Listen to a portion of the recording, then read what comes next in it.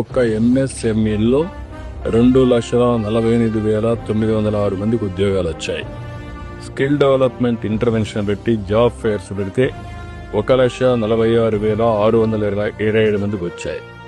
Industry 95,174 మందికి వచ్చాయి. Food processing 64,035 మందికి వచ్చాయి.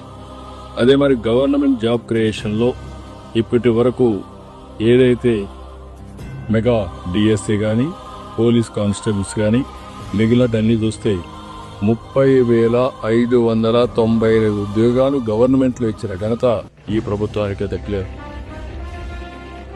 నెట్ క్యాప్లో 20,393, IT electronics 13,846, tourism 5,028, mines and geology 3,220, మొత్తం 6,28,327 మందికి ఇప్పటికి ఉద్యోగాలు ఇచ్చిన ఘనత ఈ ప్రభుత్వానికి దక్కేది.